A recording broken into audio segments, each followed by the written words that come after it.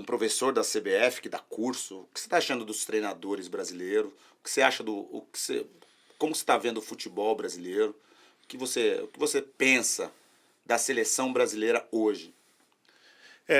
Falar primeiro da seleção, que é uma coisa que eu tenho uma opinião, eu não sei se todo mundo compactua com isso, mas eu acho que existe um erro de interpretação. Primeiro, a Copa do Mundo, ela é um torneio. Ela não define que time ou que país joga melhor que o outro. Tanto é que os treinadores nossos foram campeões, são grandes treinadores, mas são treinadores que moldaram o time para ganhar as Copas. Parreira moldou para ganhar aquela Copa. O Filipão já é um ganhador de Copas. Sim. Não é? Sim. Então é diferente. Então o que as pessoas elas imaginam assim, o Brasil não ganha tantos anos, por isso que o futebol brasileiro está assim. Não tem nada a ver. Você trazer, suponhamos, um treinador estrangeiro aqui, ele vai vir 2 dias antes, dar o treino e vai aplicar ali, tentar aplicar alguma coisa para ter os resultados com os melhores jogadores que jogam lá na Europa. Isso não tem nada a ver com a evolução do futebol brasileiro. A evolução do futebol brasileiro é melhoria no calendário, segurança para os treinadores, metodologia de trabalho, segurança para os torcedores, divulgação da mídia, desenvolvimento das categorias de base. Olha o tanto de coisa que eu estou falando que não tem nada a ver com uma Copa. Né? Em tão pouco tempo você tem que colocar ali, né? Então, quer dizer, por isso que eu estou dando a minha opinião. Uma coisa tem nada a ver com a outra. O Brasil não tem um bom futebol, ou não está assim, porque não ganha. Não tem. São desassociados para mim. Mas, então, essa é uma parte. Outra é essa questão, você está falando dos treinadores, né? Realmente a gente precisava ter uma evolução lá fora, né? A UEFA já tem um curso de treinadores há muitos anos. Os nossos treinadores, nós somos talhados à força, certo? Eu peguei todas essas gerações que eu parei de jogar e fui procurando livros, alguma coisa, me formando meio à força, né? E busquei muitas informações, mas eu não tinha uma direção. E isso os treinadores lá têm, né? Há muito tempo. Mas isso não quer dizer que eles são melhores ou piores. Eles podem ser um pouco mais organizados. E com o passar do tempo, com os resultados negativos de Copa do Mundo, que abriu a perspectiva de vir um treinador estrangeiro. Tem muito treinador bom e tem muito treinador ruim. Sim. Como tem muitos brasileiros nossos que vamos para fora, que somos bons e ruins. Né? Mas o que eu acho que é uma forma pejorativa que eles falam, não é que os treinadores de fora são bons, é que os treinadores do Brasil são ruins. Eu acho que isso é que chateia a grande maioria de nós treinadores brasileiros. Porque, peraí, eu vou aumentar o nível dos treinadores brasileiros. Vou trazer uns caras aqui. Não, mas não é isso que é falado. Os treinadores brasileiros são muito ruins. Então, por isso, nós estamos trazendo outros treinadores. Isso não é verdade. Você já jogou fora, eu já trabalhei com outros jogadores, eu já trabalhei em 4 países, né? Eu passei por uma prova, né? Por uma entrevista para ir para o Bolívar, fui a Miami. Tinha 55 treinadores sendo entrevistados em Miami. E eu fui escolhido para treinar o Bolívar. Tinha argentino, tinha espanhol. Eu tive que abrir, mostrar meus treinos, a forma com que eu treinava, como eu transportava isso para o jogo, os meus princípios, meus conceitos de jogo, minha organização, como que eu comando meu grupo, como que eu monto meu elenco, qual a minha gestão junto à empresa. Fiquei 3 horas lá. Então não é possível que nós sejamos ruins. Né? Então, assim, é importante a entrada e a vinda de outros treinadores. Mas, paralelo a isso, foi crescendo muito forte o nível nosso em relação aos estudos, a preparação dos treinadores. Eu dou aula na licença A e Pro agora, são 12 anos, né? 12 anos já, então a gente vê a evolução. Então hoje, na verdade, essa onda dos treinadores estrangeiros, eu digo que não é nem mais capacidade, porque preparado nós estamos iguais. Conteúdo nós temos. O certificado de lá nós temos aqui o nosso, que são as mesmas horas aulas e os mesmos conteúdos, porque nós nos baseamos no conteúdo de lá. Sim. E às vezes até melhor aqui que os professores aqui não são instrutores profissionais. Na Europa são instrutores profissionais. O cara é só instrutor aqui. Ali não, por exemplo. eu sou um instrutor. E foi treinador. E fui treinador e é sou. treinador. O Parreira foi. Olha para você ver. Então, esse nível não tem no mundo. Não tem no mundo. O treinador sendo o próprio instrutor.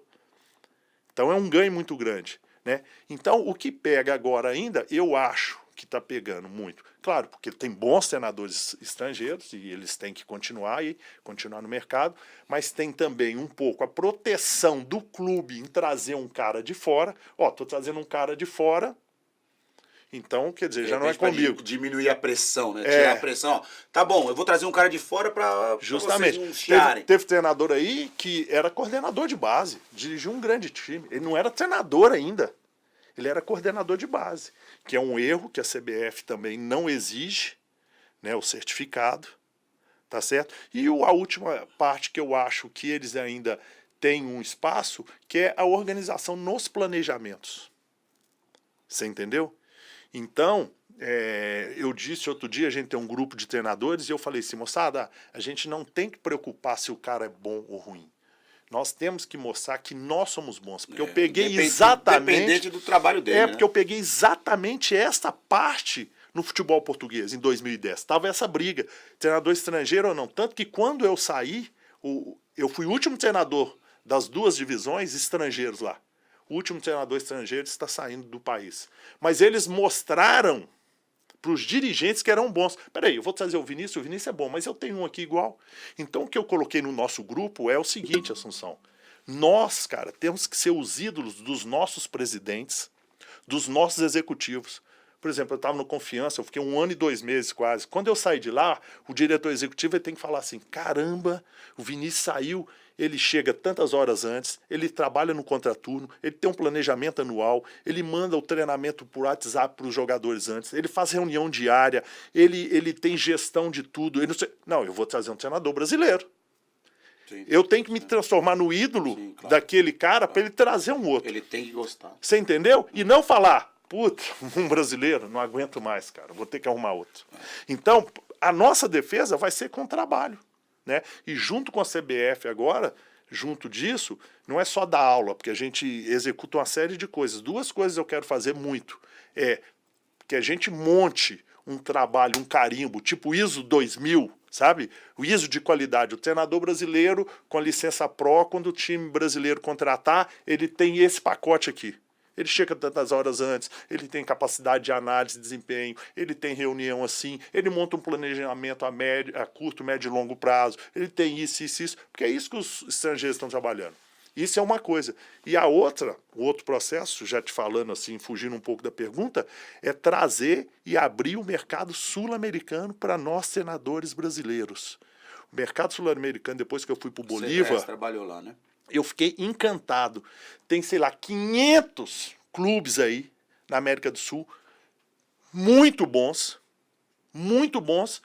que por erro de comunicação nossa, a gente não vai trabalhar lá. E quando eu falo não é treinador, é treinador, tá? É preparador físico, é executivo, pessoas da categoria de base, para os agentes. Por que para os agentes? Os agentes só trazem o jogador sul-americano para o Brasil, não é? O Brasil não leva, né? E esses empresários, esses agentes, esses clubes e empresas que tem aqui com tantos jogadores, por que não põe para lá também? Né? Então, por exemplo, eu dou sempre um exemplo. Fomos jogar a estreia da Libertadores contra o Delfim de Manta. Você sabe onde é o Delfim Manta? Pois é. Então, Delfim Manta era o campeão equatoriano, numa cidade de 300 a 400 mil habitantes, na praia, cidade linda, com o segundo maior produtor de atum do mundo. Um time rico. Que um atacante nós tentamos trazer para o Bolívar ganhava 45 mil dólares. Você entendeu o que a gente está perdendo no mercado? 45 mil dólares dá quase 250 mil reais. Quem paga 250 mil reais hoje? E aí eu notei no Bolívar e fiz essa pesquisa, por isso que eu quero inserir isso, né, com todo mundo, que é um erro de comunicação. Pela mídia, pelos agentes, pelo diretor, porque eles fazem 3 perguntas para a gente quando está lá fora. Por que você quer sair do país, do Brasil? Eles acham que, não, Brasil, todo um movimento, você está sempre empregado aqui. Segundo, mas você quer vir para o meu país? Tipo, pô, o Brasil é... E o terceiro, mas quanto você ganha? achando que todo mundo ganha igual Luxemburgo e Filipão, entendeu? Sim. Então, é um erro de comunicação. A partir do momento que nós, brasileiros e treinadores, e os profissionais aqui, acenarmos para eles que, pô, eu quero pode ir, trabalhar aí, a gente quer trabalhar. cara, vai ser bom. Então, qual forma eu pensei? Há 2 anos atrás, eu tinha montado uma palestra grande, falei com o Mauro Silva, eles conseguiram o aval para mim da federação, ia liberar o Museu do Futebol junto com o sindicato aqui dos senadores, para a gente abrir um congresso e convidar no mínimo 10 executivos de clubes médios para pequeno na América do Sul para ver. E a outra, essa acabou não indo para frente, teve pandemia e tudo, e a outra que é muito simples, ela é muito simples, que eu vou aproveitar essa semana que eu estou aqui, do curso da CBF Academy, é trazer 5, pelo menos 5, que a CBF consiga custear isso e fazer um convite oficial, né? Eu já estou tentando isso há 2 anos, trazer 5 executivos sul-americanos de clube médio para pequeno para acompanhar 2 dias de trabalho na CBF Academy para ver que a gente está preparado, que nós temos qualidade e que a gente quer ir para lá. O único problema e entrave que eu vejo nisso não é nem financeiro da CBF fazer. É que, infelizmente, deve ter algum motivo, e eu não tenho como discordar, eu não sei qual o motivo, é que o custo da CBF da licença Pro foi retirado da Granja Comari.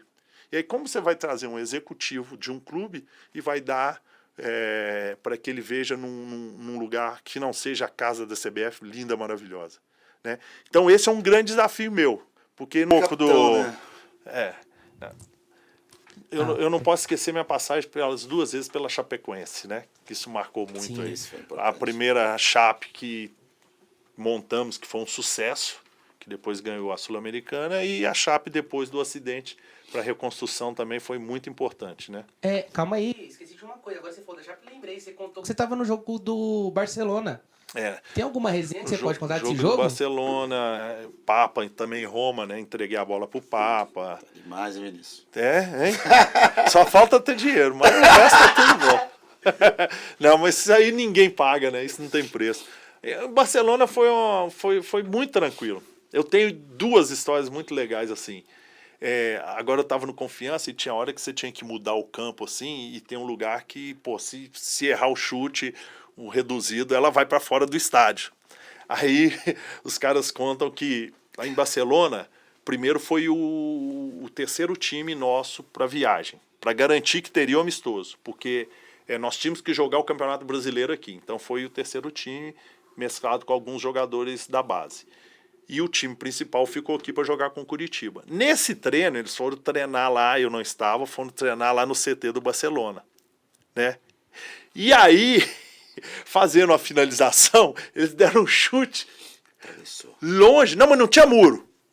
E aí eles perguntaram pro tiozinho, e agora, como é que pega essa bola e tudo? Ele falou, rapaz, eu tô aqui há 15 anos. Nunca a bola essa Nunca foi a bola pra lá. Eu não sei como me pega. Aí eu conto isso, né? Quando eu vou treinar no lugar que os caras olham. Cuidado. Aí passaram vergonha, né? Isso é uma resenha que eles fizeram. E a outra é que, como nós chegamos 2 horas só antes, né? Eu tive a tranquilidade de ter o meu time, teoricamente, que não estava jogando escalado lá, contra o Messi, todas aquelas feras lá. O que eu ia falar contra eles, né? Era um jogo de festa, né? Eu falei, se divirtam-se. Vai lá, brinca, né? Só não podemos perder de muito, né? Mas assim, se divirtam. Era um jogo festivo, na verdade era uma comemoração à vida, né? Foi muito importante porque o Alan Ruschel jogou, né? Sim. E legal que eu tenho um papo com o Alan, que é essa questão do treinador falando. 2 semanas antes, o Alan estava treinando e começou um papo na Chapecoense assim, Alan vai voltar, e ele não tinha ido ao banco nenhuma vez. Alan vai voltar, aí tinha mais 2 jogos do Brasileiro. E aí uma torcida lá começou a colocar um cronômetro regressivo para ele voltar. Regressiva. Tá, para ele voltar, que ele estava treinando. Aí veio o diretor de marketing e falou, Vinícius, o que a gente vai falar? Os caras estão esperando que ele vá pro banco agora. Eu falei, de jeito nenhum, mas não vai nunca pro banco. Por quê? Pô, porque daqui 3 semanas é o jogo com o Barcelona. Ele é a cereja do bolo. Pra que eu vou colocar ele no banco? Todo mundo vai pedir e vai perder a graça. Aí vai eu chamar o Alan, o Alan Rusch. Alan, é isso, isso, isso. Não vem fazer pressão comigo, brinquei com ele. Não vou te levar pro banco. Imagina, cara, você é a cereja do bolo. Você vai chegar lá, vai ser o capitão, a 10, a faixa comigo, e vai celebrar a vida. Aí fizemos isso, e aí ele ficou emocionado no final, ajoelhou, agradeceu. Quer dizer, saiu melhor do que o esperado. Aí acabou o jogo, eu falei, não foi melhor assim? Do que você ir para um banco de um jogo do brasileiro, não desprezando um jogo brasileiro, mas pô, né? Então, mas assim, a resenha foi